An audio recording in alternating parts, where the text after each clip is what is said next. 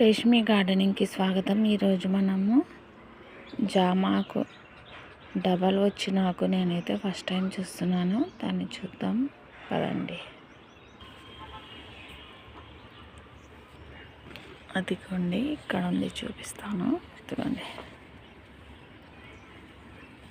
ఒకటే ఆకు,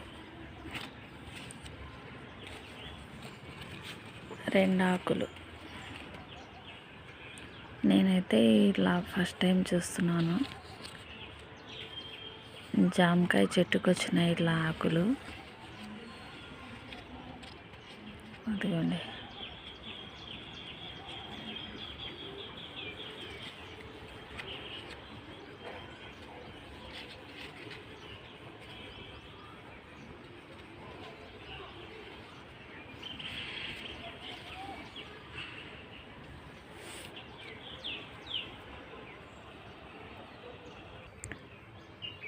కొత్తగా సీడ్స్తో వేసిన చెట్లు కూడా మెల్లగా మొక్కలు రావడం కోసం రెడీ అవుతున్నాయి. చూడండి,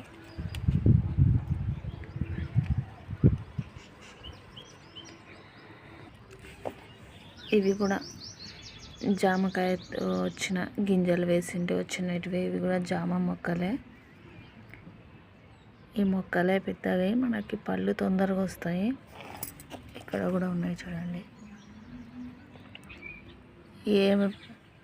పళ్ళ మొక్కలు ఏవైనా కానీ కొంచెం లేట్ వస్తాయేమో, కానీ జామకాయలు మాత్రం ఇలా మొలకలు వచ్చినాయంటే ఎవరైనా కూడా తీసి పక్కన సపరేట్ చేసి కొంచెం పెద్దగైనాక నాటుకున్నామంటే అవి ఖచ్చితంగా మనకి పళ్ళుగా మారే అవకాశం ఉంది.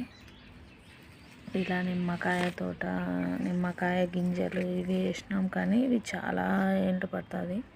కానీ జామకాయలు కాదు, జామకాయ విత్తనాలు వేసినామంటే అవి మనం బాగా పెంచుకోవచ్చు. ఖచ్చితంగా మనకి పండ్లను ఇస్తాయి.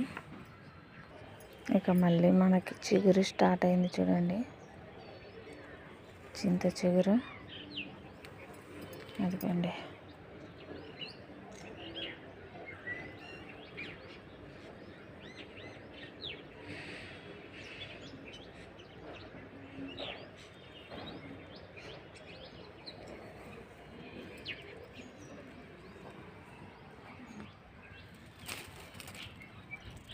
మనం మొన్న బఠానీ గింజలు నాటినాం కదా, అదిగోండి బఠానీ గింజ వేసినప్పుడు వచ్చిన మొలక ఇది.